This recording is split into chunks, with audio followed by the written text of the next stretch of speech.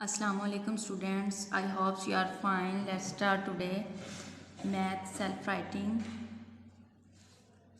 Self writing की notebook पे हमने सर्कल द ग्रेटर नंबर्स को सर्कल करना है। ठीक है, ये एक्टिविटी है एक। इन यहाँ पे 6 है और यहाँ पे 8 है। इन दोनों में से जो ग्रेटर नंबर है उसको हमने सर्कल करना है। 6 स्मॉलर नंबर है और जो 8 है वो ग्रेटर नंबर है। हम 8 को सर्कल कर देंगे। ठीक है, यहाँ पे है 9 एंड 5। 5 स्मॉलर नंबर है और 9 ग्रेटर नंबर है। 9 को सर्कल कर देंगे।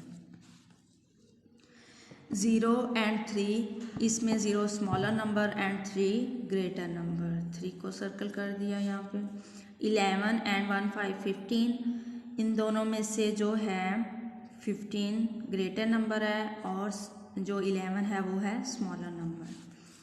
12 एंड 18, 12 जो है वो स्मॉलर नंबर है और 18 जो है वो ग्रेटर नंबर है। ठीक है, इस तरह आप लोगों ने इसको सर्कल करना है और 0 से लेके हमने 20 तक काउंटिंग राइट करनी है। ठीक है, ये शेप्स देख लें आप लोग, इस तरह आप लोगों ने राइट करनी है 0 से लेके 20 तक। ये आप लोगों का मंडे का काम है, 14 दिसंबर मंडे का काम है।